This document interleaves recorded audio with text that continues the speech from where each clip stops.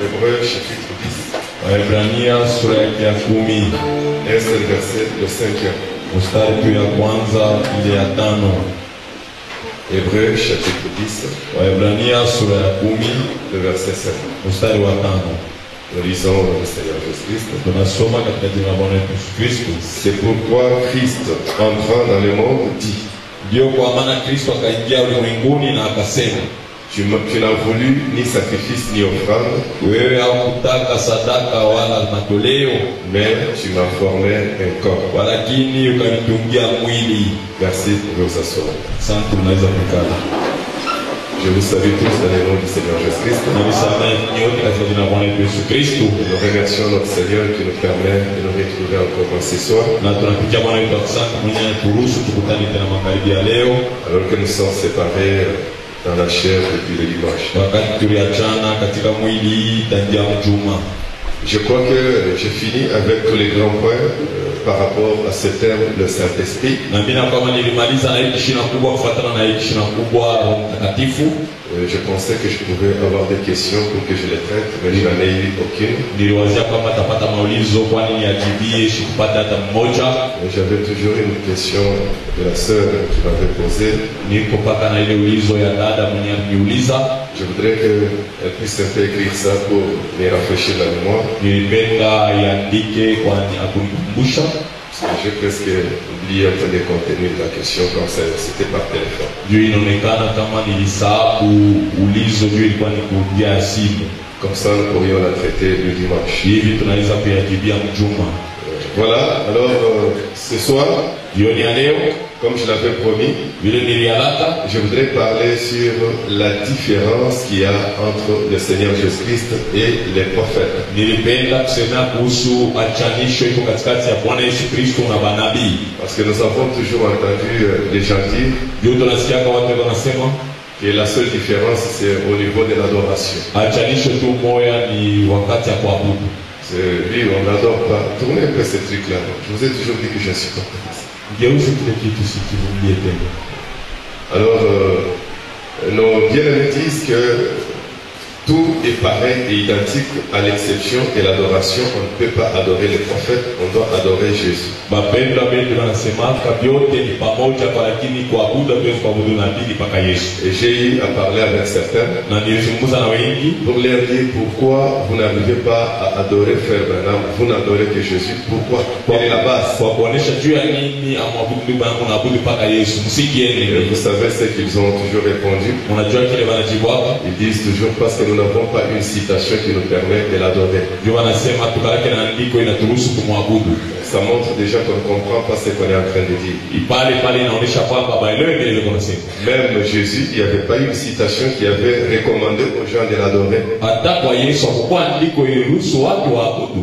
Mais parce qu'il était Dieu lui-même, Lakini juu ya alikuwa Mungu et yeye. les gens ont compris que l'adoration est réservée exclusivement à Dieu. Ndio pale watu walielewa kwamba kuabudu ni kwa Yesu yeye Et pekee. moi, je vais vous montrer qu'il y a beaucoup de différences. Mimi nimeonyesha kwamba kuna machanisho mengi Et kabisa. pourtant, je vous ai toujours parlé d'un ministère identique. Japo nimeambia mpaka kuhusu huduma ya pamoja. Christ identifié à son église, Kristo mwenyewe kujitambulisha kwa kanisa lake. Christ ayant pris la forme de son épouse, donc le prophète. Kristo mwenyewe anachukua umbo la bibi yake harusi nabii. Mais pourquoi encore je vous parle des différences? Juu ya nini tena nimeambia kuhusu achanisho? C'est là que vous devez arriver à faire la part des choses. Ni pale unapasha kufikia kufanya achanisho. Comme Frère Branham lui-même nous l'a dit le dimanche, Mpaka vile ndio mama alituambia mjuma que le messager révèle le Fils de l'homme et le messager n'est pas le Fils de l'homme. ya kwamba mjumbe anafunua mwana wa mtu, lakini yeye asina mwana wa mtu. Et lui-même le prophète Yeye mwenyewe nabii a reconnu que voilà ce qui vous semble si difficile à faire comme distinction aliyatambua kwamba tazama kile kinanikia nguvu kufanya achanisho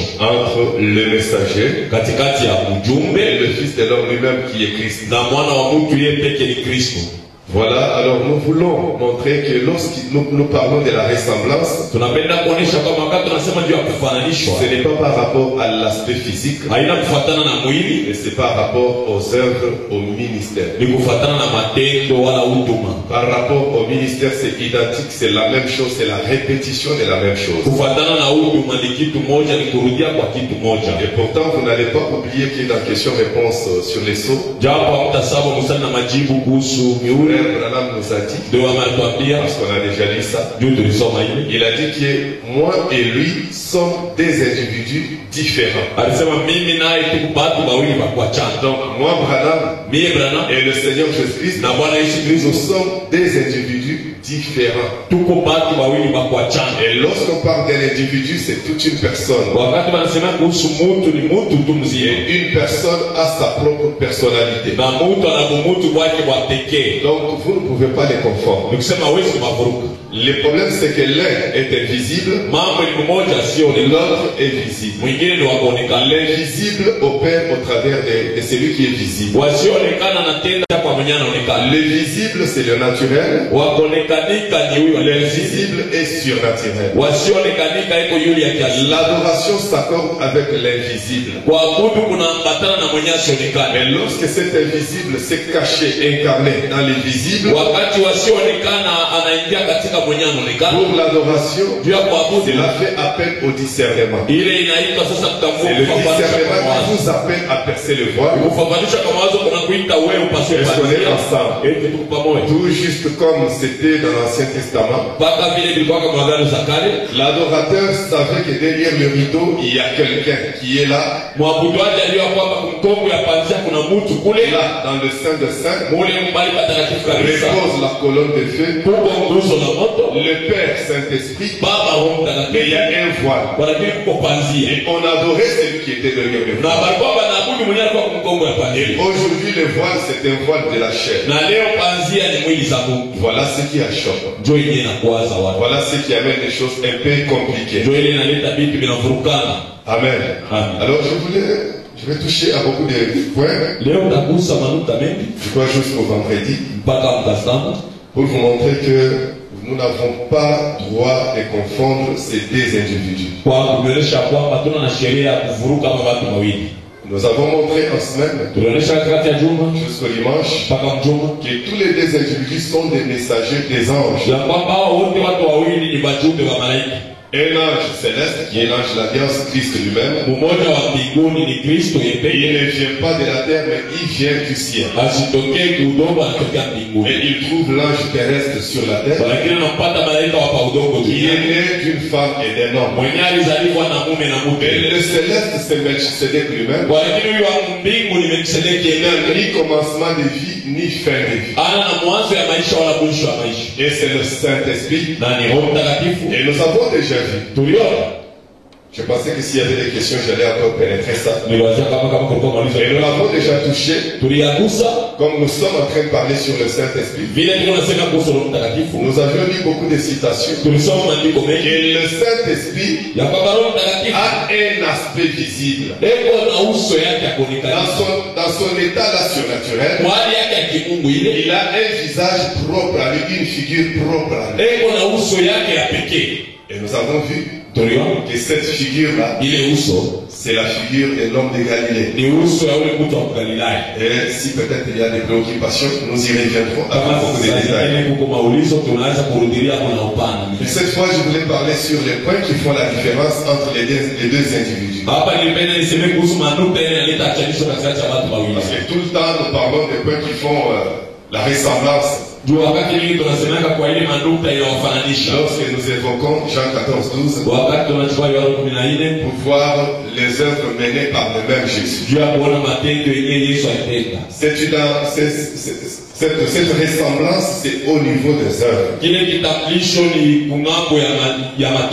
C'est pourquoi vous avez vu que dans Apocalypse chapitre 1er, Jean a eu des difficultés à croire que celui qui parlait était l'homme de Galilée. Parce que dans l'aspect naturel ou physique, il ne se ressemblait pas. Et pourtant la Bible dit quelqu'un qui ressemblait au Fils. Si cette ressemblance était au niveau de l'aspect physique, Jean n'aurait pas eu de difficulté. Il l'aurait reconnu facilement. Parce qu'il avait eu à vivre avec lui. Puisque la ressemblance était au niveau du ministère, je suis l'alpha et l'oméga, Jean était dans les troubles. Est-ce qu'on est ensemble? Voilà. Ici dans Hébreux 10, 5,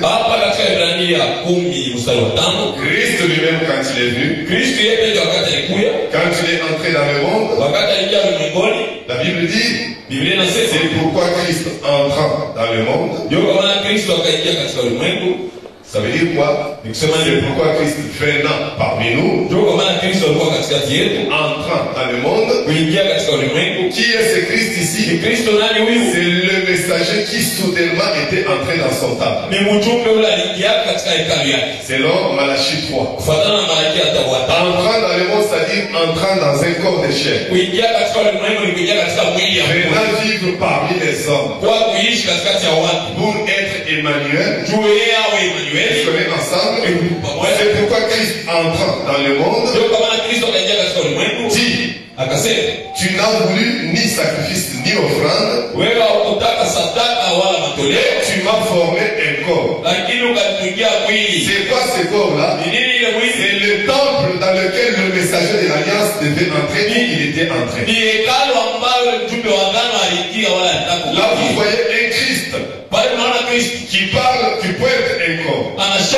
Tu m'as formé un corps. Le corps dans lequel il vivait, en tant que messager, en tant que le Saint-Esprit, en tant que le même hier, aujourd'hui et pour toujours, en tant que le Père qui avait agi dans la paternité. Mais il vient maintenant agir dans la filiation. Pour vivre dans la filiation, il doit être Emmanuel, Dieu parmi nous. Voilà pourquoi il dit, tu n'as voulu ni sacrifice ni offrande, tu m'as formé un corps. Voilà pourquoi Frère Branham dit, et nous aurons à le voir, Frère Branham dit que le corps de Jésus était un tabernacle, un temple différent de toute la créature. Parce qu'il n'est pas venu par la voie du désir entre l'homme et la femme. C'est Dieu lui-même. Avant que Joseph ne s'approchât de sa femme, Dieu, par l'ombre du Saint-Esprit, a couvert Marie. Dieu lui-même a créé une cellule dans Marie. Dieu lui-même a créé un corps dans le sein de Marie. Donc c'était un tabernacle différent de tous les autres tabernacles.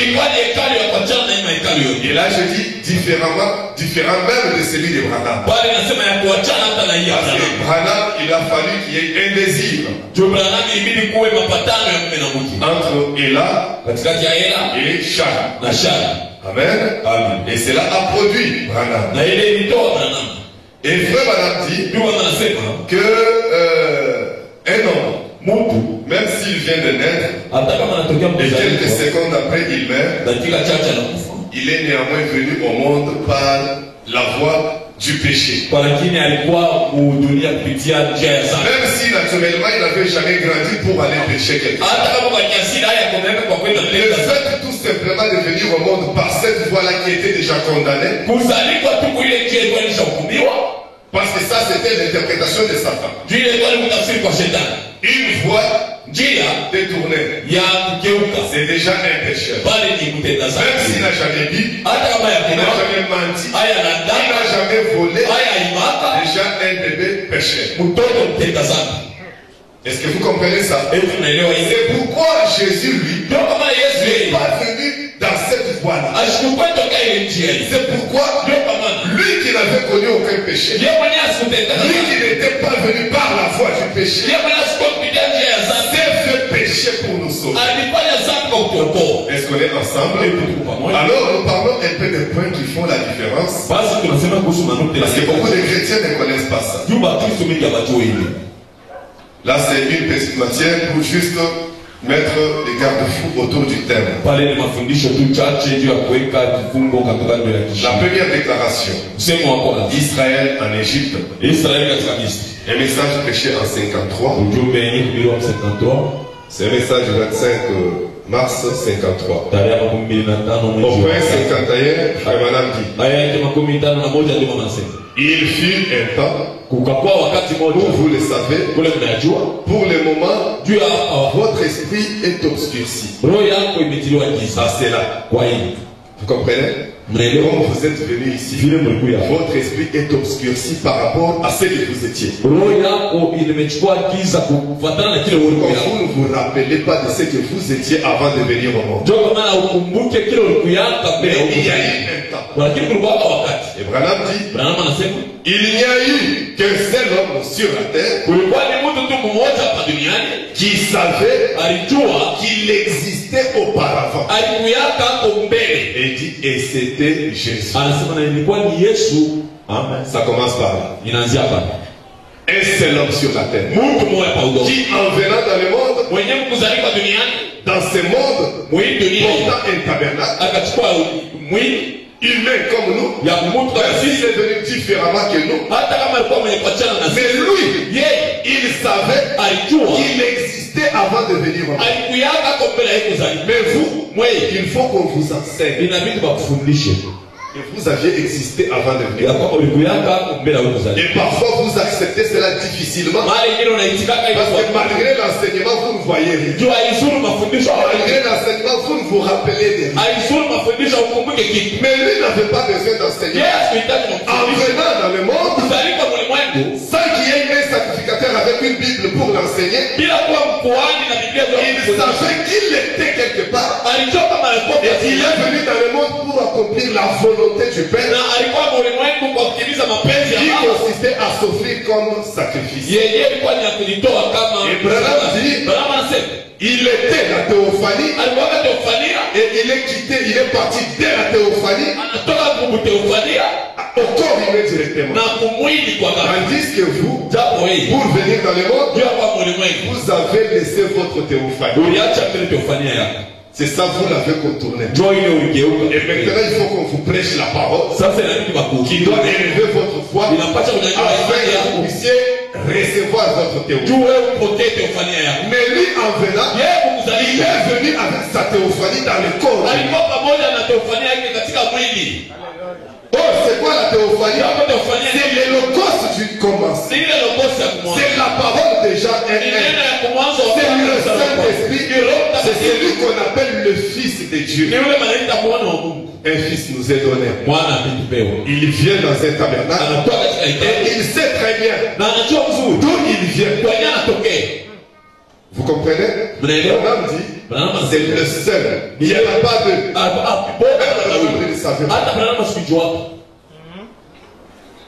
Est-ce qu'on est ensemble?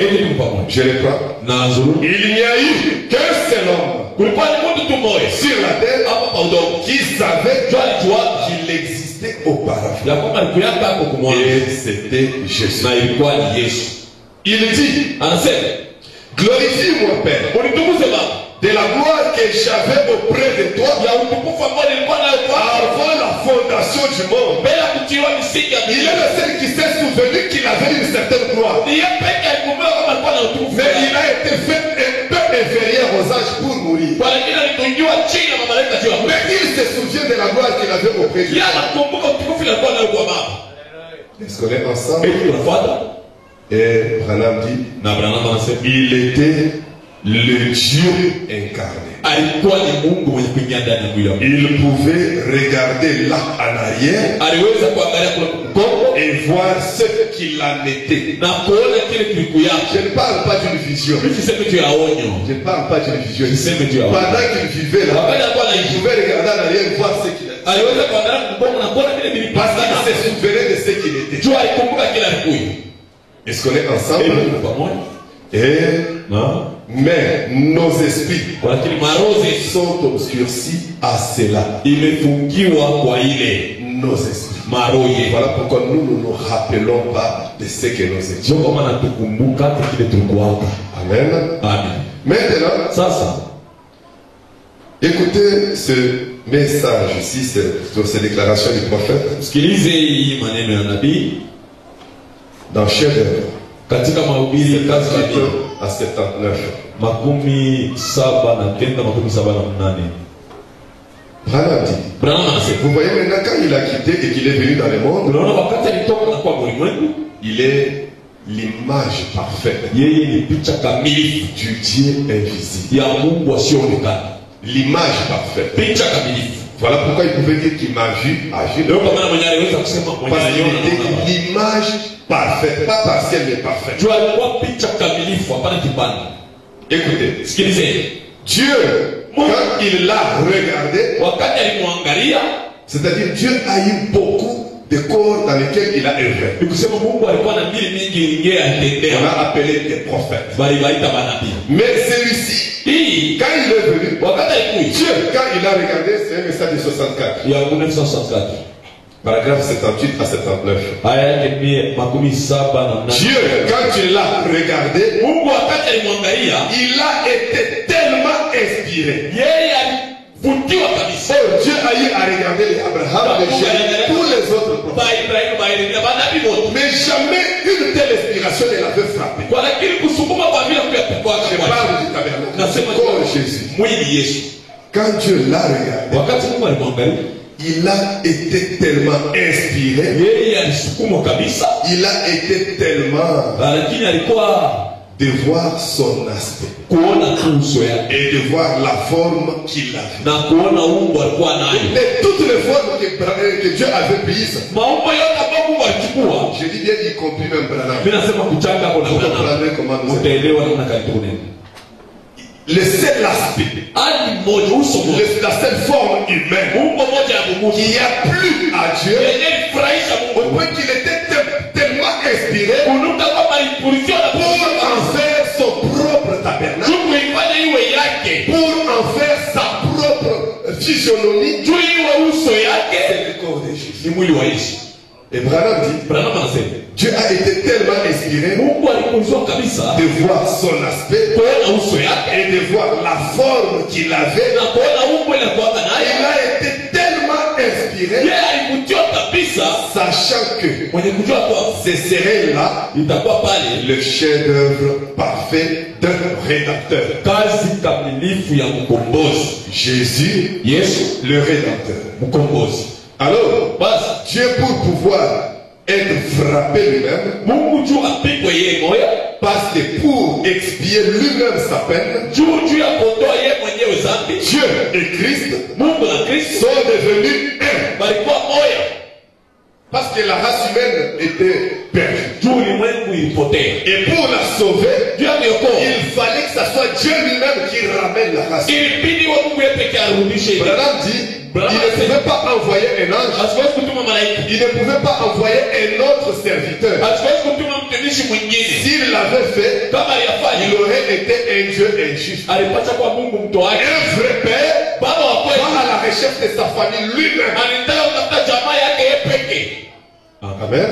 Amen, écoutez. Sikilizeni, Il dit, anasema alors Dieu pour pouvoir être frappé lui-même, Mungu juu ya yeye kupigwa yeye moyo, parce que pour expier lui-même sa peine, juu ya kuondoa yeye mwenyewe dhambi, Dieu et Christ sont devenus un. Mungu na Kristo walikuwa moyo. Pour que Dieu, Juu Mungu dans cette image, mwile picha l'image l'homme Jésus, mtu Yesu, pour que Dieu, juu Mungu dans cette image, mwile picha ile puisse être frappé. apigwe. Déjà, vous comprenez? Unaelewa? Quand on frappait Jésus, Wakati walikuwa wanapiga Dieu Yesu, ressentait la douleur. Mungu alikuwa anasikia maumivu. Et Branham va dire que cela ne pouvait être ressenti dans aucun autre plan. Branham anasema ile haikuwezi Parce kufanyika qu'il est tellement inspiré qu'il a fait ça son propre corps. yeye alikujua kabisa anafanya ile inakuwa mwili yake. Au point que quand on frappe Jésus, Kunuka wakati wanampiga Yesu, le Saint-Esprit Mungu ressent la douleur là. anasikia maumivu hivi. Vous comprenez? Unaelewa? Or, le Saint-Esprit, Jambo la mtakatifu. là on frappe la chair. Pale mbele napiga Et Yesu. le Saint-Esprit ne pouvait pas ressentir cela dans d'autres prophètes. Roho Mtakatifu asiwezi kusikia Mais ile. en Jésus, il sursaute, il ressent la douleur. Ndani ya Yesu anachechemuka anasikia maumivu. Alors suivez. Fuateni basi. Il dit, Anasema pour expier lui-même sa peine, Dieu et Christ sont devenus un. Pour que Dieu, dans cette image, puisse être frappé et qu'il puisse être meurtri. Voilà pourquoi Ésaïe a dit, nous l'avons considéré comme frappé et offensé par Dieu. Mais s'il était blessé pour nos péchés, brisé pour notre iniquité, pour notre iniquité, le châtiment qui nous donne la paix est tombé sur lui. Et c'est par ses meurtrissures nous avons été guéris. Branham continue maintenant. Là, il a récité Branham, Ésaïe. Maintenant, il le reprend. Il dit l'image parfaite. L'homme, Dieu. C'est ça. Ça, c'est Jésus. C'était ça l'image parfaite. L'homme, Dieu. Dieu est mort. Il était passé du surnaturel à la vision. Du surnaturel, c'est quoi? C'est cette théophanie. À la vision, c'est-à-dire ce qu'on peut voir, ce qu'on peut palper, ce qu'on peut toucher, ce qui est maintenant visible à l'œil. Comme il nous a dit dans la première déclaration, que nous, nos pensées sont obscurcies. Mais lui, il est passé directement au surnaturel, c'est-à-dire la théophanie, à la chair visible. Est-ce qu'on est ensemble? Et Branham dit, Dieu est mort, il était passé du surnaturel à la vision. Et la vision avait été projetée dans l'image.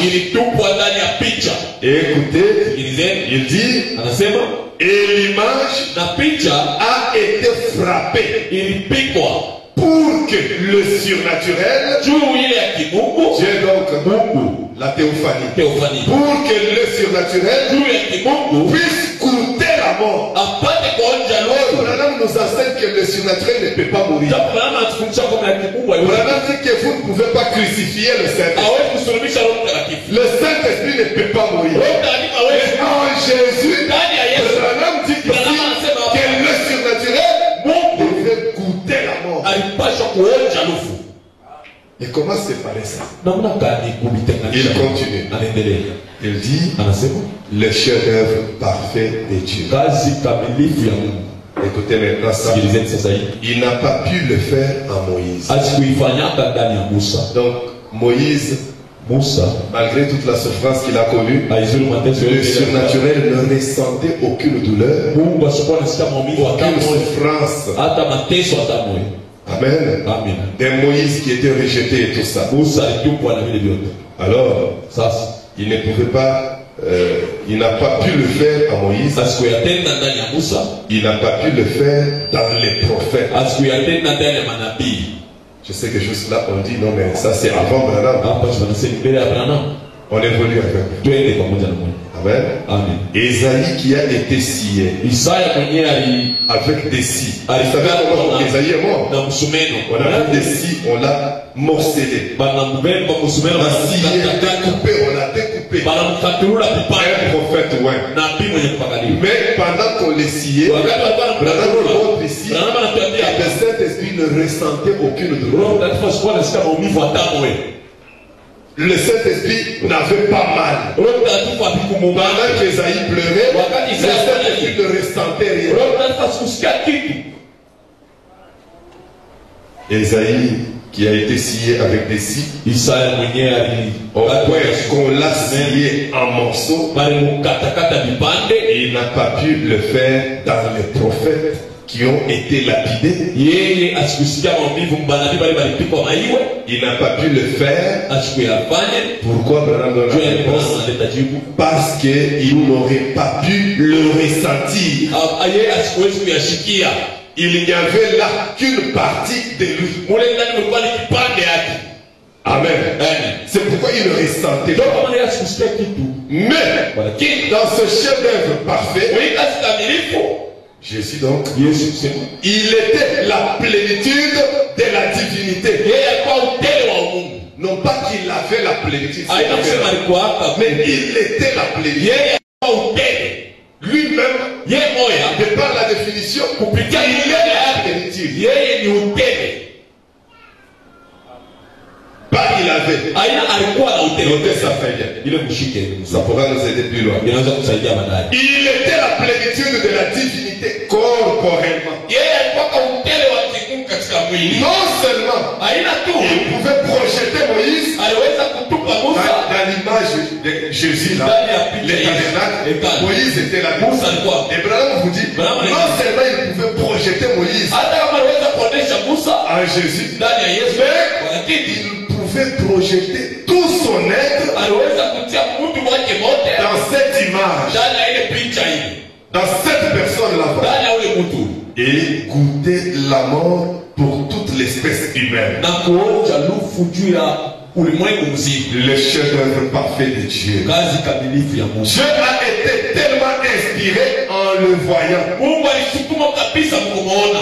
Celui-ci Huyu est devenu amekuja le rédempteur de tous les âges. mkombozi wa vizazi vyote. Écoutez, Sikilizeni, pour répondre juu ya kujibu des époques passées kwa ibale kwa wakati ya zamani et de ceux d'avant et de maintenant. na juu ya bale wa mwanzo na maleo. Là, ça ramasse même Branham. Hapa inamchukua hata Branham.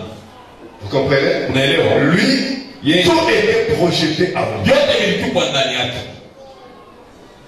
Est-ce qu'on est ensemble? Tuko pamoja. On prend maintenant ces déclarations. Chukua sasa hivi sema Hébreux chapitre 2, deuxième partie. Waebrania sura ya pili Un message de 57.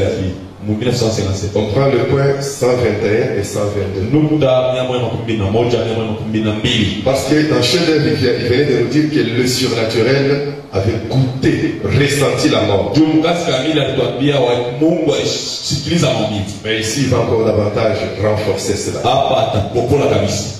Maintenant, Sasa dans Matthieu 28, 18, katika Mathayo 28:18, un message de 57, Hébreux chapitre 2, deuxième partie. Waebrania ya wa pili. Maintenant, dans Matthieu 28, 18, Katika Mathayo 28 nous lisons cela. tunasoma hivi. Après sa crucifixion, Kisha kusulubishwa kwake, après sa résurrection le troisième jour, kisha kufufuka kwake siku ya tatu, il retrouva ses disciples. yeye akakutana na watumishi Et wake. il leur ordonna d'aller dans le monde entier prêcher l'évangile à toute la créature. Na yeye akawaamuru wende wakahubiri injili kwa maumbile yote. Après sa résurrection, Kisha kufufuka kwake, il a envoyé ses disciples prêcher anatuma l'évangile. watumishi wake wakahubiri injili. Il dit, Akasema, tout pouvoir dans le ciel et sur la terre m'a été remis entre mes mains. mamlaka zote katika mbingu hata pa udongo imenipewa kwa mikono yangu. Tout pouvoir dans le ciel, Mamlaka yote mbinguni, tout pouvoir sur la terre mamlaka pa udongo m'a été donné. ilinipewa. Qu'est-ce? Ni nini? L'homme et Dieu Mungu na Mungu s'étaient unis. waliungana. Et Branham, ceci n'est jamais arrivé avec lui. Hata hii Branham En tant qu'héritier de la terre, kama vile mrithi wa c'est tout udongo pouvoir sur la ni terre. mamlaka yote pa Mais udongo, avec Jésus, na Yesu tout pouvoir au ciel et sur la terre. mamlaka yote mbinguni na pa udongo. S'il y avait un Dieu là-bas dans le ciel, Kama kulikuwa Mungu kule mbinguni, ces dieux-là lui étaient soumis. ule Mungu ule yeye alikuwa Parce chini que yake. tout le pouvoir au ciel Mamlaka yote mbinguni est en lui. iko ndani yake. Amen. C'est lui qui commande. Ni yeye anaamuru. Et le ciel Na mbingu na udongo, tout pouvoir au ciel mamlaka yote et mbinguni, tout pouvoir sur la terre mamlaka yote pa a udongo été remis. ilinipewa. Est-ce qu'on est ensemble? Tuko pamoja. Et il dit, Anasema tout pouvoir dans le ciel et tout pouvoir sur la terre m'a été remis. mamlaka yote mbinguni hata pa udongo ilinipewa. Qu'est-ce? Ni nini? L'homme Mungu et Dieu na Mungu s'étaient unis. waliungana. Quand il dit l'homme, voyez le tabernacle. Wakati anasema Mungu Quand il dit waliungana, Dieu, voyez l'esprit qui était en lui. Mungu muone ile roho ilikuwa ndani yake, C'était unis. waliungana. Écoutez cette forte déclaration. Sikilizeni kusema huku. Le logos Ile logos avait été faite chair ilinifanya mwili et avait été mise à mort. na yayo ilikufa. Logos. Oh, c'est quoi le logos? Japo logos ni La théophanie. teofania, Le Saint. Roho Mtakatifu, Amen. Amen. La parole du commandement. neno ya mwanzo Donc quand Jésus est mort, Branham vous dit que le logos avait été mis à mort. Logos alikufa. Là au-dessus, la chaîne il a dit c'est m'a ressenti la mort. Mais ici, mis à mort. Écoutez ça. Il dit, et il ressuscita pour notre justification. Il fut alors Emmanuel, ouais, pour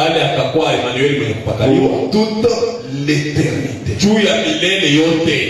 Vous comprenez, c'est Emmanuel ici. Lui, c'est pour toute l'éternité. Pas pour un temps.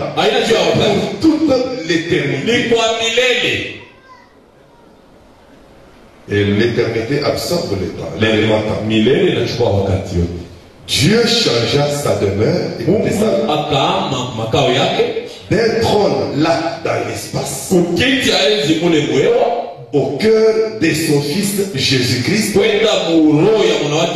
se dit, c'est le Père qui a un trône au ciel. Maintenant, Dieu changea sa demeure d'un trône qu'il avait là dans l'espace au cœur de son fils Jésus-Christ. Écoutez maintenant. Pour vivre et régner pour toujours. Pas pour un temps. Écoutez, la bombe qu'il va lâcher dit Dieu était en Christ. Il c'est qui? Christ, quand il parle de Christ, il voit Jésus. Il est le dernier lieu de repos de l'esprit. Vous n'avez pas dit avant. Vous n'avez pas dit. Écoutez ça. Jésus l'a maintenant. Comme il a dit, il n'a voulu ni sacrifice, ni offrande, mais tu m'as formé un corps. Mais qui est celui qui dit tu m'as formé un corps? Mais c'est l'esprit. Mais il dit à qui que tu m'as formé un corps? Alors que c'est l'esprit lui-même qui est le Père. Et le corps c'est le Fils qui a eu un commencement et une fin, mais qui après a été rendu éternel, élevé au rang de Melchisedec. On a vu ça avec vous, n'est-ce pas? Maintenant écoutez, quand Dieu change de trône, d'un trône là dans l'espace, au cœur de son fils Jésus, il dit ici que Jésus maintenant est le dernier, pas été, c'est-à-dire même pendant que Branham parle là, il est le dernier lieu de repos de l'esprit. Alors que nous connaissons que Branham parle du trône au ciel, du trône en Jésus et du trône dans l'homme. Mais ici, c'est une note tout à fait spéciale. Vous comprenez? Vous allez très bien le comprendre. Je crois que le Saint-Esprit va nous aider. Or, nous savons que Branham dit le premier trône était au ciel. Vous pouvez réagir avec des questions. Le deuxième trône dans son fils Jésus. Le troisième dans l'homme. Ce qui équivaut à tout ce qui était en Dieu, il l'a déversé en Christ. Tout ce qui était en Christ, il l'a déversé dans l'Église. Mais malgré ça, c'est lui qui est le lieu choisi pour toute l'éternité, le lieu du repos. La demeure éternelle, c'est Jésus. Ce n'est pas là. Vous comprenez? C'est pourquoi, quand il vient dans l'homme, c'est toujours le trône lui-même Jésus qui vient dans l'homme. C'est pas qu'il a quitté le trône de Jésus. Parce que le trône, c'est le pouvoir. Le pouvoir au ciel, le pouvoir sur la terre. Et quand il vient dans l'homme, il n'a pas quitté le trône pour son fils. C'est le fils lui-même, c'est le père lui-même qui vient dans l'homme. On est ensemble. Alors écoutez, sikilizeni sasa. 122. L'esprit resta dans un tabernacle un jour. Roho ikabaki katika hekalu siku moja. C'est dans l'Ancien Testament. Ni mwagano za kale. La tente d'assignation. Ile hekalu L'esprit resta dans un tabernacle un jour. ilibakiaka muhema siku Et moja. Branham dit, vous savez cela. Anajua hiyo. Sous une tente. Chini ya hema. Et Salomon Salomoni lui bâtit une maison. akamjengea nyumba.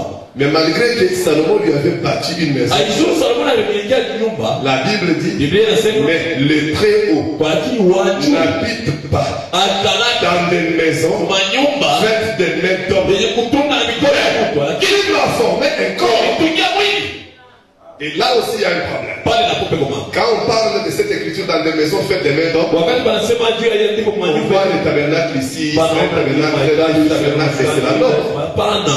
Le corps qui est ici de la relation entre l'homme et la femme, c'est un tabernacle fait de mains d'hommes. Mwili yenyewe inatokea kwa mapatano ya mume na mke, ni hekalu iliyotugiwa na mikono. Parce que c'est un tabernacle qui est venu par la volonté de l'homme et de la femme. Ni hekalu imetokea kwa mapenzi ya mume na mke. S'ils avaient refusé, ce corps-là, cet enfant-là ne serait pas. Kama walikataa ule mtoto asipashe. C'est parce qu'ils ont décidé de faire un enfant. Ni juu waliamua Que l'enfant est venu. Et cet enfant-là, c'est un tabernacle ni hekalu fait de mains d'hommes. yenye kutugiwa na mikono ya mtu. Vous comprenez? Unaelewa? Tandis que Jésus, Baba Yesu, Marie ne l'a pas désiré. Maria Yesu, Joseph ne l'a pas désiré. C'est la volonté du Père. mapenzi ya Dieu placer un enfant là-bas. ndio inatia mtoto ndani. Et c'est là que Dieu se plaît d'habiter. Ndio pale Mungu anafurahi pekee. Un enfant qui est venu selon sa volonté. Mtoto ndiko kufuatana na mapenzi yake. Mais ensemble, Tunafuata la dédicace d'une église. kutolewa kwa kanisa. On va aller petit à petit. Tutaenda pole Je crois pole. que vous l'avez le saisi. Na mimi nakuwa mtayashika. La dédicace qu'il a prêché le 59 Kutolewa yenyewe alihubiri ya 59. au point 84. Aya yake 84 na hii. Suivez. Fateni. Mais je ne puis te permettre de bâtir un temple. Siwezi kuruhusu ujenge hekalu. Ici, Hapa c'est Dieu parlant à David. ni Mungu yuko anambia Daudi. David, parce que Dieu, la gloire de la Shekinah était dans le temple, Juu tukufia shikile kwa dans mweka. l'arche. Mule mu. Alors, David s'est résolu Daudi de akasema construire un temple. ajenge hekalu. On devait aller déposer cette arche-là, Mwenyewe alipasha kwenda kupeleka ile l'arche de l'alliance, hekalu ya Agano. qui représentait Yenyewe ilikuwa les inaonyesha lieux d'habitation du Dieu très saint. makao ya Mungu mtakatifu kabisa. Alors Dieu dit à David, Mungu anaambia je Daudi, ne peux te permettre siwezi kuruhusu wewe de me construire un temple. unijengee Parce que hekalu. toi, tu es un homme de guerre. Juu wewe uko mtu wa Tu es vita. un homme de sang. Uko mtu wa Tu as mkono. répandu le sang. Wewe ulimwanga damu. Mais ton fils Salomon, Lakini mwana wako c'est Salomoni lui qui le fait. ni yeye atajenga ile hekalu. Amen. Amen. Alors écoutez aussi. Sikilizeni sasa hivi. Il dit, je ne puis te permettre de me bâtir un temple, Siwezi kukuruhusu nijengee hekalu. car je vais laisser ton fils le bâtir. Juu utaacha mwana wako ajenge. Et c'était des types et des hommes. Na ilikuwa ni mifano na Les vivuli. temples de Salomon là, Hekalu ya Salomoni c'était des types ilikuwa ni et des hommes. mifano na Ça vivuli. typifiait ou préfigurait Ilikuwa na le maanisha réel temple hekalu ya kweli Jésus-Christ. Yesu Kristo. Vous comprenez? Unaelewa? Alors suivez. Fateni. Il dit, Anasema Salomon lui bâtit un temple. Salomoni akamjengea hekalu. Mais Lakini le véritable fils de David, mwana wa kweli wa Daudi c'est Jésus-Christ. ni Yesu Kristo. C'était celui-là qui devait construire un temple. Ni yule alipasha kujenga hekalu. Amen. Amen. Écoutez, Excusez. j'aimerais que quelque chose ne vous échappe pas ici. Napenda kitu kishinieni. Il y a un petit mystère là. Kuko siri kubwa hapa. Là-bas, le fils de David naturel, Salomon, Mwana wa Daudi ni a construit un temple. alijenga hekalu. Salomon était ici. Salomoni Il hapa a construit un temple na construit. anajenga hekalu Et mahali on pale. peut voir Salomon qui a construit le temple. Waliweza kuona Salomoni Et voir anajenga aussi le hekalu temple là-bas. na kuona hekalu kule. Mais écoutez, Sikilizeni dans l'interprétation, mu matafsiri. le véritable fils de David, Mwana wa kweli wa c'est Daudi Jésus-Christ. ni Yesu Kristo. C'est lui Ni yeye qui bâtit le véritable temple. ndio anajenga hekalu ya kweli. Oh, le temple là, c'est son corps. Ndio kweli hekalu ni mwili Mais yake. comment il l'a bâti? Namna gani anaijenga? Tu n'as voulu ni sacrifice Au ni pesa offrande. hekalu wala sadaka. Tu m'as formé un corps. Roho alitungia mwili. Qui parle? Nani anasema? Qui est le corps? Na mwili Qui ina. a formé le Na corps? nani anatunga mwili? Hein? Jésus lui-même Yesu yeye pekee. qui dit que tu m'as formé un corps. Wewe unanitungia mwili. Mais on dit ici que c'est lui-même Hapo wanasema ni qui yeye a formé ce ndio corps. anajenga ile mwili. On créateur. anajiumba yeye. Donc il n'y a personne, quand on dit que le Saint-Esprit a couvert de l'homme, c'est lui le Saint-Esprit. C'est lui qui s'est créé dans la matrice de Marie. Est-ce qu'on est ensemble? Donc c'est son propre corps. Comment il ne pouvait pas l'aimer? Comment il ne pouvait pas être inspiré à avoir le corps que lui-même a construit?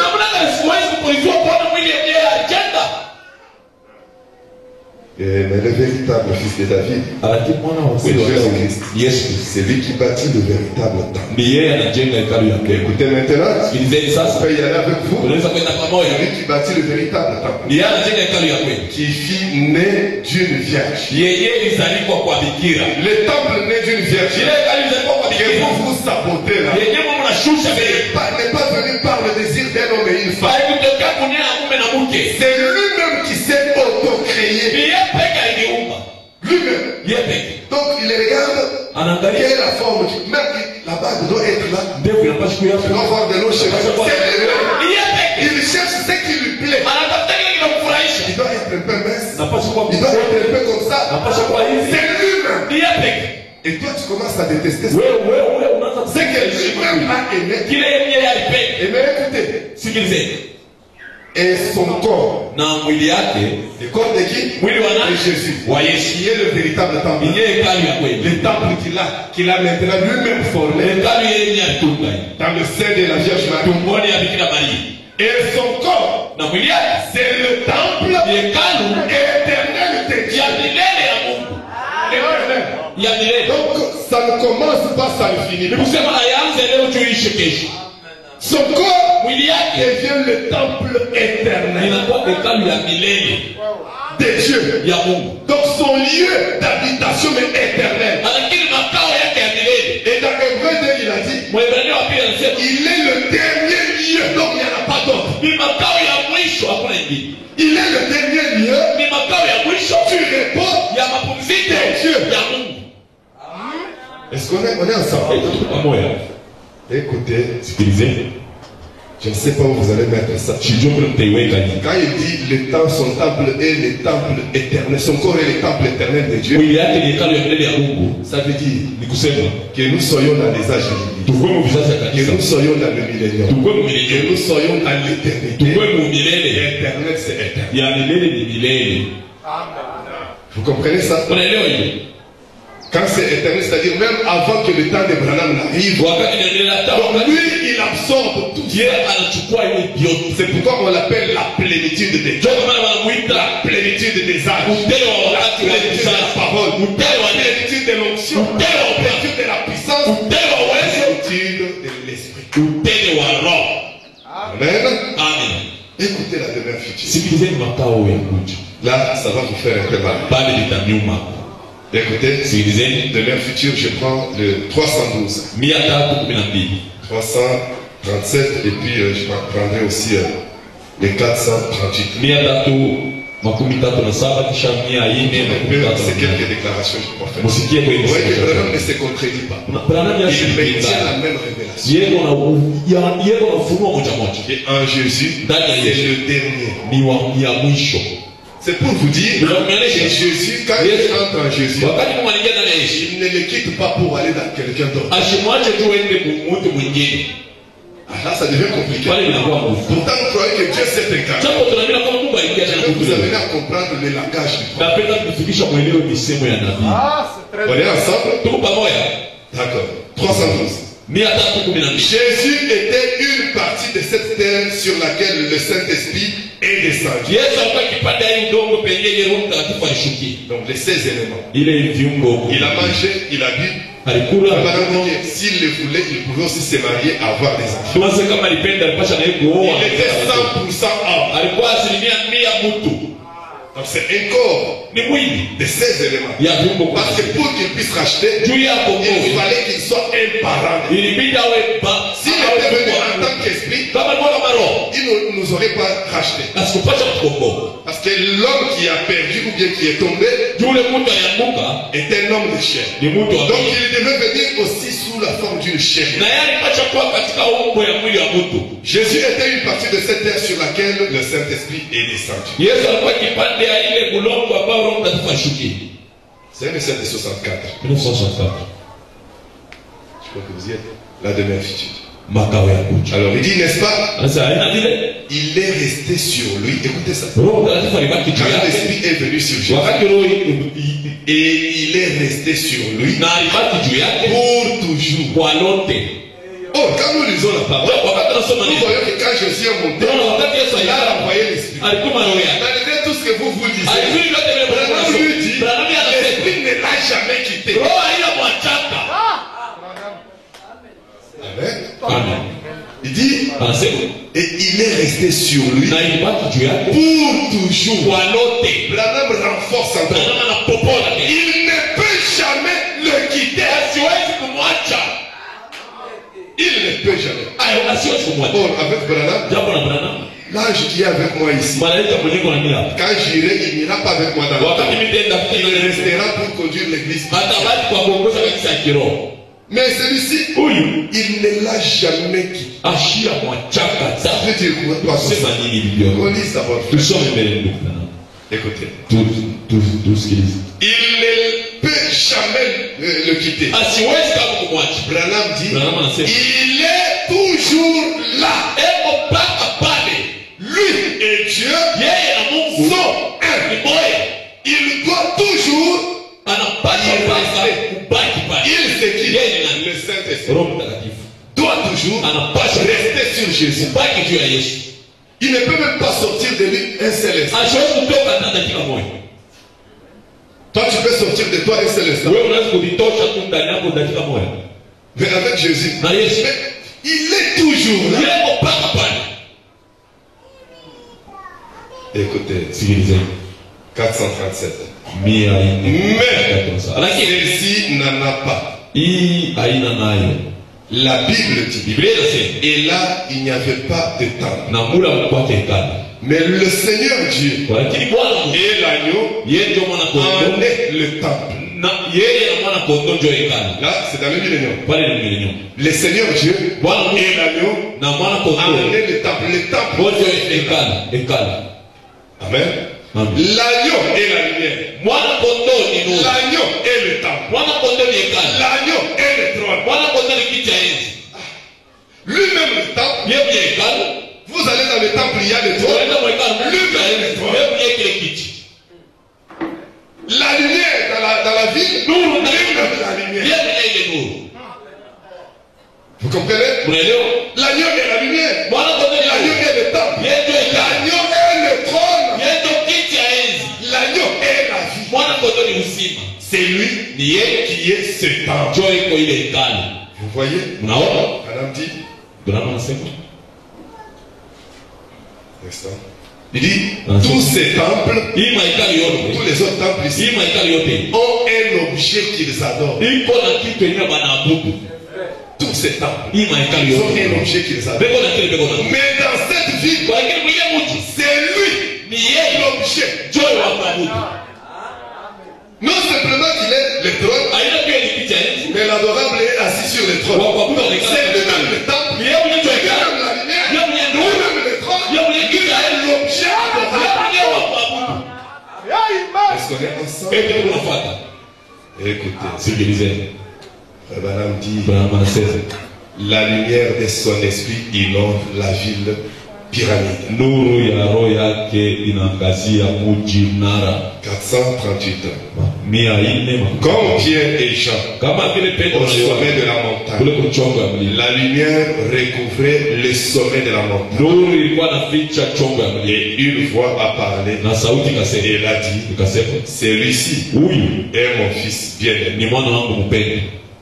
Et vous savez qu'avec Frère Branham, quand nous avons lu dans Se tenir dans la brèche, dans les songes de notre frère Roy, Dieu a dit une fois, c'est fait retentir, celui-ci est mon serviteur. Mais la voix n'a jamais dit celui-ci est mon fils bien. Parce que Dieu n'a qu'un seul fils unique. Il n'en a pas deux. S'il avait dit de Branham mon fils unique, il en aurait eu deux. Dieu n'a pas beaucoup de fils. Mungu ana watoto Il wanne. est jaloux de son fils. Il est unique. Yeye ni moya kule. Est-ce qu'on est ensemble? Eti tuko pamoja. Alors, Branham c'est mon serviteur. Branham ni mtu. Écoutez-le. Musikilize. Toute l'autorité lui a été donnée. Mamlaka yote Écoutez-le. ikupe musikilize. Oh, l'autorité c'est qui? Japo mamlaka C'est ni nani? le fils Ni mwana. lui-même. C'est toute une personne. Ni mtu. L'autorité suprême. Mamlaka ya Le Mungu. juge suprême. Ule mwanzo wa Il vient dans un homme. anakuwa ndani ya mtu. Et quand il vient dans un Wakati homme, anakuwa ndani ya mtu. ne pensez pas qu'il a quitté son trône. Usiwaze kama anatoka kwa kiti yake ya enzi. Frère Branham dit Ndio maana que nasema même quand Jésus viendra hata wakati Yesu pour atakuyapo enlever son église, Ndio kunyanyua il kanisa. sera toujours sur le trône. Atakuwa pale kwa kiti yake ya enzi. Il ne va pas laisser le trône là-bas Hata pour kiti ya l'instant. enzi kule juu ya kushuka. Parce que le trône, ce n'est pas une chaise. Le trône, c'est le pouvoir. Ni mamlaka. Pendant que nous parlons, Wakati je tunasema crois que notre président séjourne aux États-Unis. na mimi kwamba president wote wako Ne kwa dites pas qu'il a laissé le trône à Kinshasa. Mushaki wewe usisema na Il a son trône là. eko na haki kule. Tous quand on les reçoit là-bas, Wakati on wanamuona les reçoit à cause du trône. wanampokea kwa kiti yake. À cause du trône. Son trône, c'est le pouvoir. Le trône, ce n'est pas à la cité de l'Oyama. Haina kule kusitia Le wewe. trône, c'est un Kiti ni homme. mtu. Et le pouvoir dont il est investi. Mamlaka yeye eko nayo. Sinon, on va faire un coup d'état. Japo msibatamuli baki. Quelqu'un qui a volé ce trône-là, qui a allé marcher chez lui. Mtu anaiba kiti ya Et il kushika dit, kwa. où est mon trône? Kiti ya C'est pas kushika. comme ça. Haina vile. Le trône, c'est un pouvoir. Kiti ni mamlaka. C'est pourquoi là-bas, il est en train de signer, en train d'engager le pays. Eko na chapa masaini kule. Personne d'autre ne le fera. Mtu mwingine atachapa kule. Il y a beaucoup de Congolais là-bas. Mais il est le seul qui engage le pays. Ni yeye peke tu anachapa juu. Pourquoi? À cause de son trône. Juu ya kiti yake. Ceux qui le reçoivent, reçoivent le trône. Anapokea kiti ya yeye. Avant, Mais il y a déjà, lui, il voyageait beaucoup. yeye kubantu yeye alikuwa na Il safari a kabisa. trop évolué, je crois, au Bruxelles. Aliishi kabisa kabisa Belgique. Mais Lakini il y a des personnalités qu'on ne pouvait pas rencontrer auparavant. kuku pale bantu ya siwezi kuweza kukutana na Parce qu'il wao. était juste un dit, comme on l'a dit. Juu yeye alikuwa Un turiki. simple citoyen. Alikuwa turiki. Mais quand vous le regardez, il n'a pas changé de physionomie. Kama mwangalia. Il est la même personne. Mais maintenant, on reçoit Hapo l'autorité, anapokea mamlaka. le pouvoir. Mamlaka. Pas vraiment l'être à cause de ses yeux. Haina mtu kufuatana na macho yake hapana mamlaka. Parce qu'on sait que tout son pays est derrière lui. Nchi yake yote Même la Cour suprême est derrière lui. hata ile bunge za juu Et même là-bas, hata ce kule n'est pas le Congo qui les sécurise là. haina kongomanjo Ce sont les gens de là qui les sécurisent. Ils disent que nous risquons d'avoir des problèmes avec son pays. unaweza kupata mambo na nchi yake. Veillez à ce qu'il mange. Mkeshe Veillez à l'endroit qu'il dort. Alale. Parce qu'il est sur le trône. juu yako pakiti. Est-ce qu'on est ensemble? Ndio tu pamoja. Voilà. Hivi. Parce que souvent, dans cette histoire, bon, Jésus pour venir, il quitte le trône. Ukiacha kiti Là, vous lisez les symboles. pale unasoma Mais ni l'interprétation, mafunzo. c'est quoi? Asa matafsiri ni nini? Hein? Alors, on avance encore. J'ai besoin des citations là. Ongeza ka maandiko mbili tusimamishe pia leo. Écoutez, Sikilizeni. je suis en train de parler sur la différence qui existe entre Jésus et les prophètes. Niko nasema kuhusu achanisho ile kwa katika Yesu na manabii. Amen. Alors que lui-même était aussi prophète. Japo yeye alikuwa Il nabii. est différent. Kwa lakini anachana na manabii. Un prophète différent. Nabii wa kuachana na manabii. On est ensemble. Tuko pamoja. Je voulais voir un peu les citations que je puis rapidement prendre. Nilipenda kuona maandiko yanaweza kuchukua kwa haraka. Ah, je peux aller jusque là. Naweza kuendelea. Écoutez, question-réponse numéro 2. Swali la majibu namba ya pili. 47. C'est Mwaka ça, 64. 1964. Vous êtes avec moi, je crois. Unapata? Non, je demande à la salle. Ah, nauliza. On est ensemble. Mungu unanifuata? Écoutez, 47. Sikiliza makumi nne na saba. Il était le prophète de Dieu. Yeye alikuwa nabii wa Mungu. Son serviteur. Mtumishi wake. Dieu, le prophète. Mungu nabii. Branham dit, non pas. Branham salina Auparavant, kumwanzo il y avait des prophètes de Dieu. kulikuwa manabii wa Mungu. Mais celui-ci, Huyu il pointe Jésus. anamshota Yesu. Mais celui-ci Huyu est Dieu, ni Mungu les prophètes. nabii.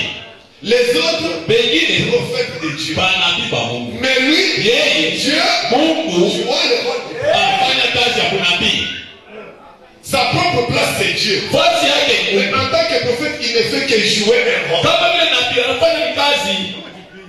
Est-ce qu'on est ensemble? eti tuko pamoja. Et Branham dit, Branham anasema non pas le prophète de Dieu. Donc Jésus n'était pas le prophète de Dieu. Yesu asikuwa nabii wa Mungu. Il y eut Malachie, Kulikuwa Malakia, Yeremia, Esaïe, Isaya, Élie, Elia, etc.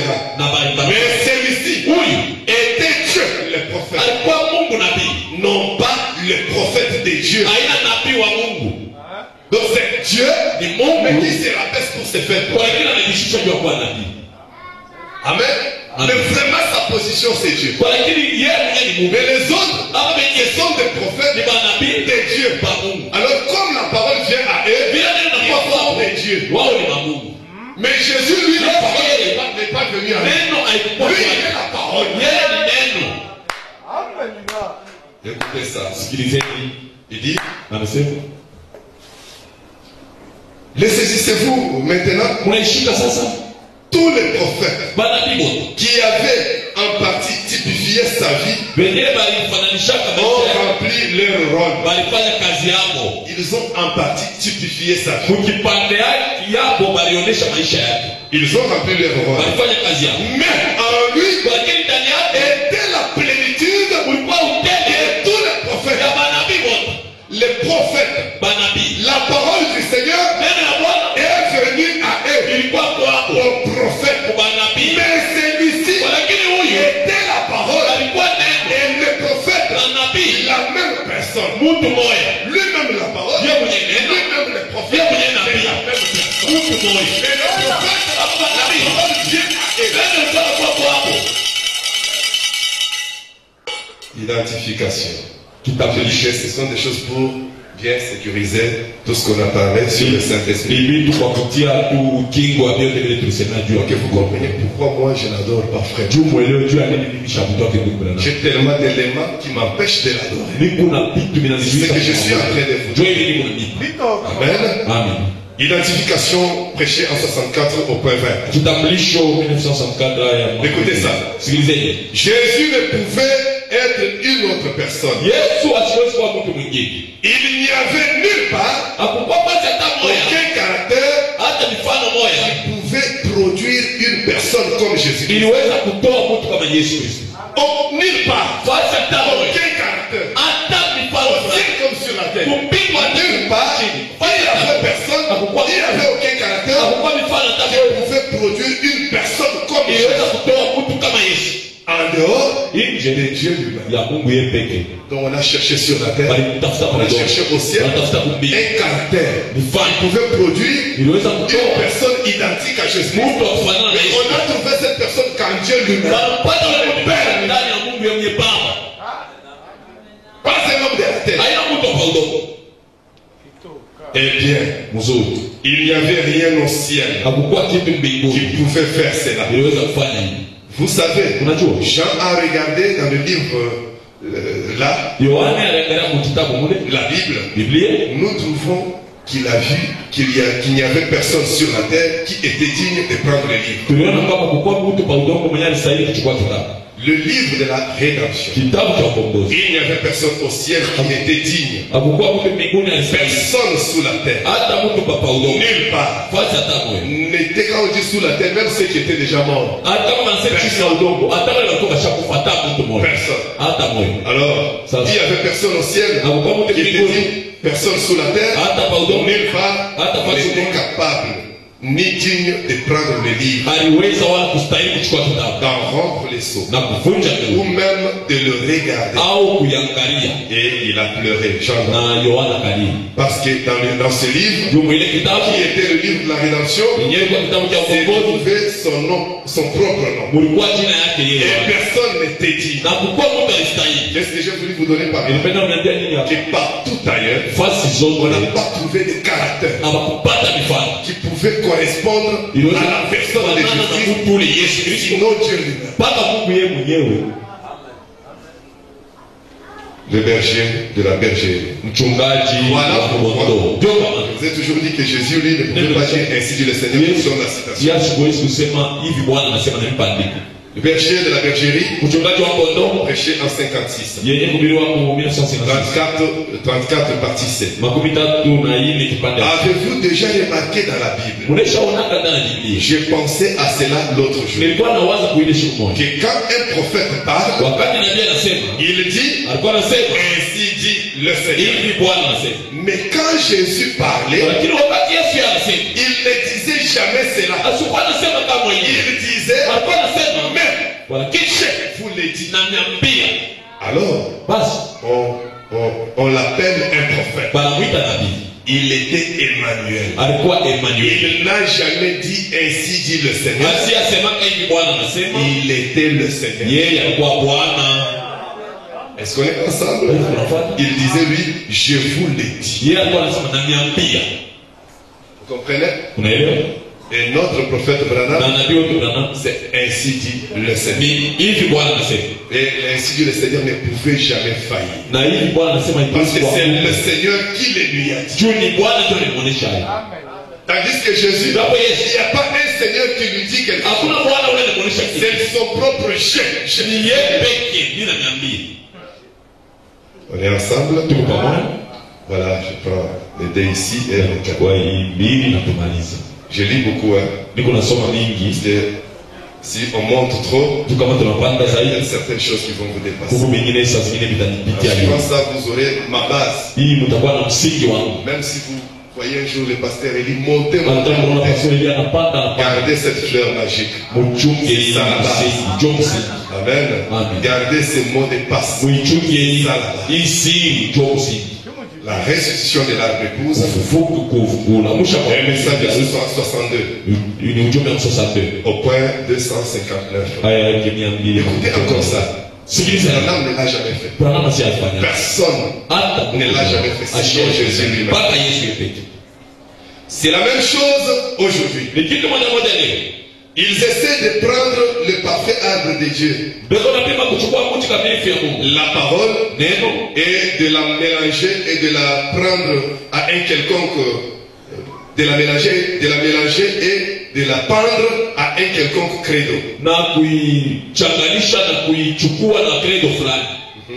La mort et la vie ne se mélangeront pas. Écoutez ça. La mort et la vie ne peuvent pas se mélanger. La vie c'est Jésus. Et maintenant il dit, Jésus, qui est la vie là, n'a jamais participé à un service funèbre. Branham a assisté à autant de services funèbres. On pouvait amener le cadavre même dans le cadavre est là, il ne s'élève même pas. Et puis après le service, on parle des milliers. Mais Jésus lui ne l'a jamais fait. Chaque fois qu'il allait dans un deuil, attendez-vous à une résurrection. Il n'a jamais fait échec au coup. Amen. Jésus n'a jamais participé à un service funèbre. Plus il passe pour relever. Parce que la vie et la mort ne peuvent pas cohabiter. Quand il est la vie, alors la mort est de Dieu. Mais ensemble, Jésus n'a jamais participé à un service. Branham, nous avons des brochures de funèbres. Le service funèbre. Là où Branham a dirigé un service funèbre. Vous avez ça. Mais Jésus, rien. Jésus n'a jamais participé à un service. C'est lui qui le dit, c'est Branham lui-même, c'est pas moi. Tu es jaloux de quoi? C'est lui-même qui le dit. Moi je ne fais que vous le dire. Écoutez. Il ressuscitait les morts. Pourquoi? La mort et la vie ne peuvent pas cohabiter.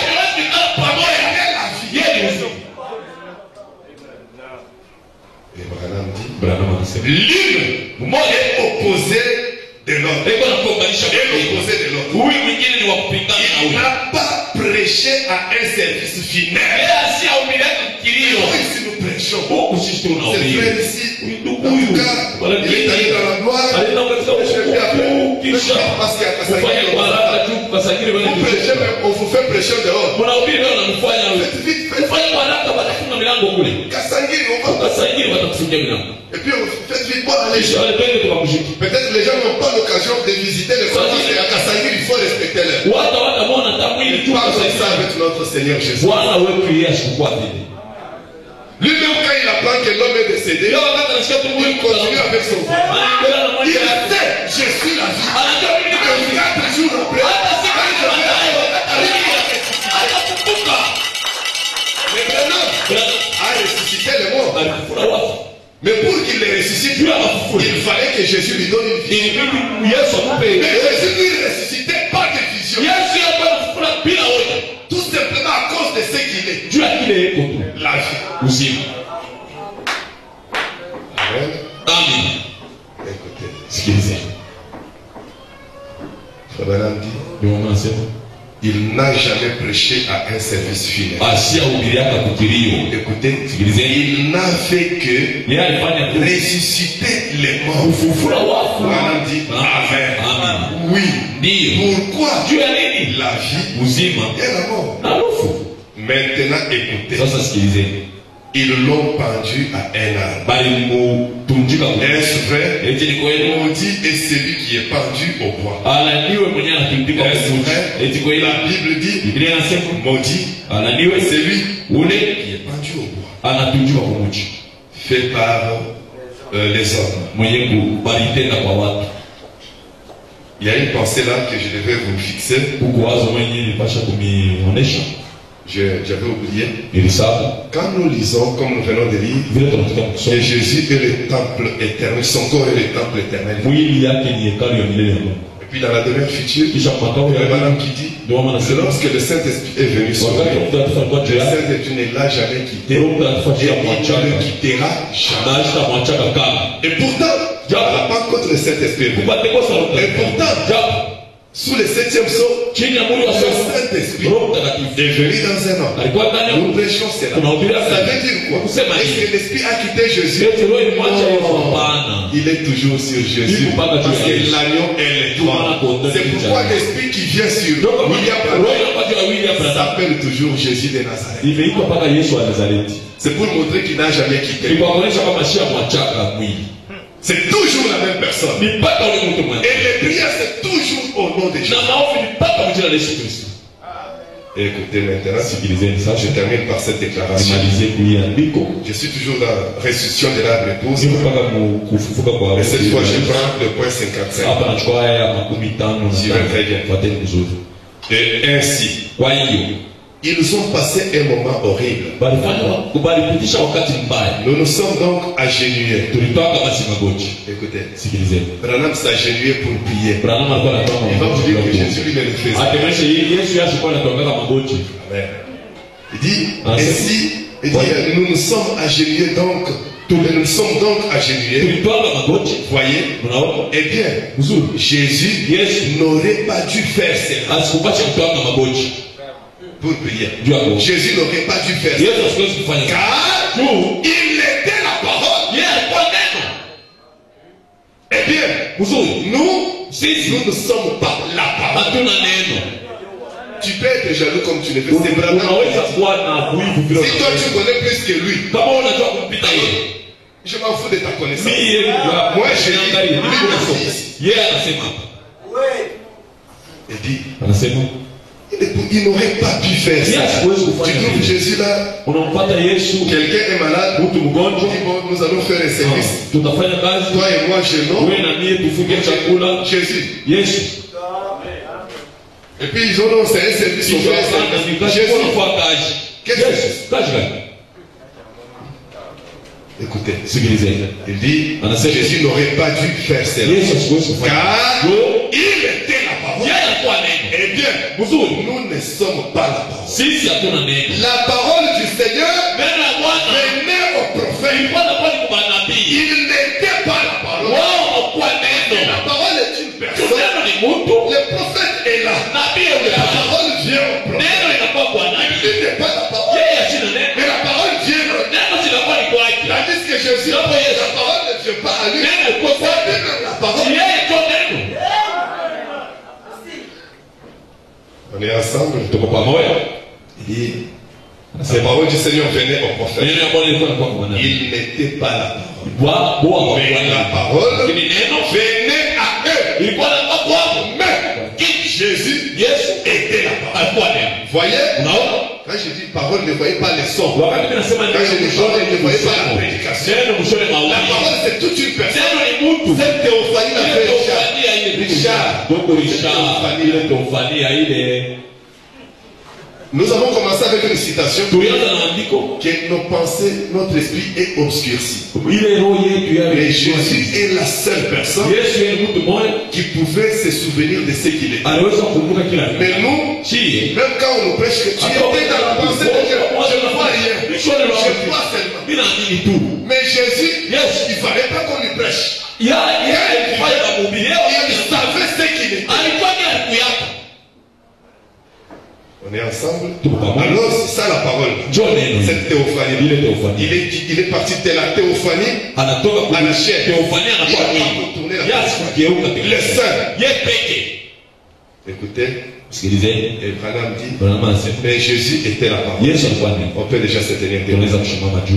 Vous voyez? Non. Il n'avait pas besoin de prier.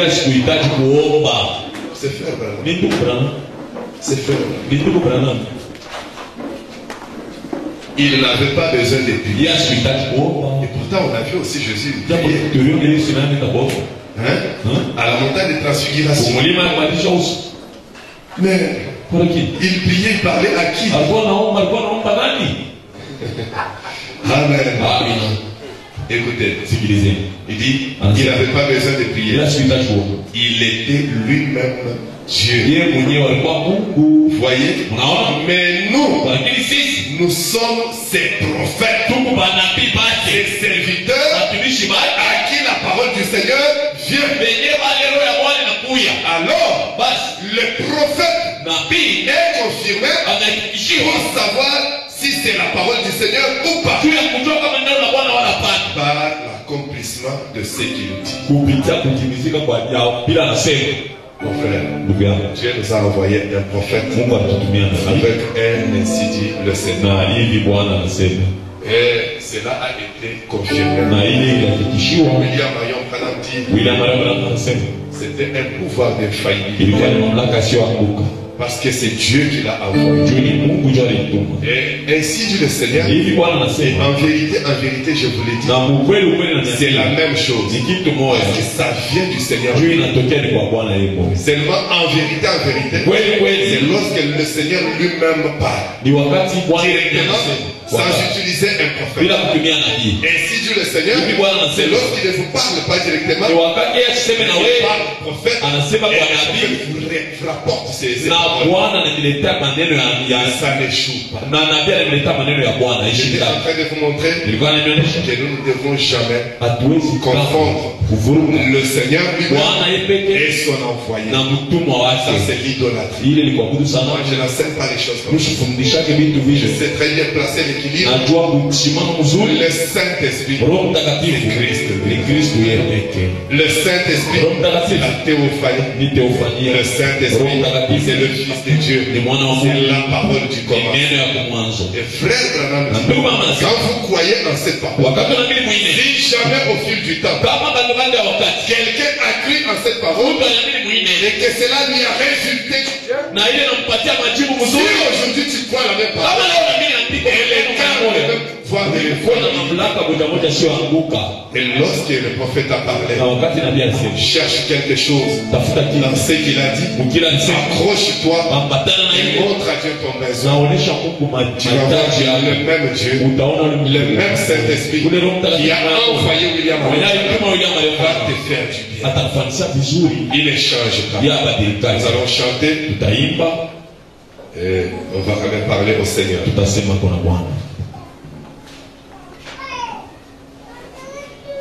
Si le monde te privait, abandonne tes fardeaux à ton Seigneur. Jésus est la vie.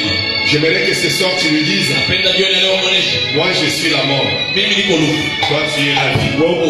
Maintenant, il y a un croisement. kuko kuungana, On se croise. tunakutana. Alors j'aimerais que tu me transformes. Napenda wewe Que je ubadilishe, devienne vie. niwe uzima, Que tu trouves satisfaction en lui. wewe upate kutosheka ndani Seigneur, yako. ne me passe pas comme ça. Bwana usinipite vile. Il n'a jamais prêché dans un service Yeye funèbre. asiaongelea kilio. Un jour, Siku moja il était en train d'avancer alikuwa anaenda, et il a rencontré les gens. anakutana na watu, Il venait avec un mort. banaanza kuwa na Le mtu mort là ule mfu était le fils unique de cette maman-là. alikuwa mwana wa pekee wa Et ule, lui, Jésus, na yeye Yesu était le fils unique du Père. alikuwa mwana wa pekee wa Quand Baba. ils se sont rencontrés, Walikutana, la mort a été changée en vie. tulibadilika muzi. Seigneur, j'aimerais te Bwana rencontrer. napenda kukutana na Seigneur, wewe. j'aimerais te croiser. Bwana napenda kukutana. Regarde ma difficulté. Regarde Regarde les ténèbres qui m'environnent. Angalia giza Toi, tu es la lumière au temps. Wewe nuru mwa Seigneur, me Seigneur. voici. Bwana ni huyu. Je n'ai pas de moyens. Je suis malade. Niko J'ai mgonjwa. un problème Niko quelconque. na mambo fulani. C'est la mort. Ce sont les ténèbres. Ni Et magiza. toi, tu m'as promis. Wewe ni la- Et je crois que tu le fais. Na mimi nakuwa utaendelea. Regarde, Seigneur, Angalia Bwana. change ma vie. Badilisha maisha. Ma vie change là. Maisha uyabadilisha. Si le monde te trouvait, Kama ulimwengu et tu ina vas pas donner à Dieu sa place. patia Mungu nafasi yake. Donner au prophète sa place. Patia nabii nafasi yake. C'est ce qui vous semble si difficile. Yeye ya nguvu ya kufanya chanisho. Le messager Ujumbe révèle le fils de l'homme. anafunua mwana wa Mungu. Le messager n'est pas le fils de l'homme. Ujumbe sina mwana wa Vous Mungu. ne nourrissez pas d'un homme, Wala kukulake mtu. mais vous nourrissez du corps par homme. Unakula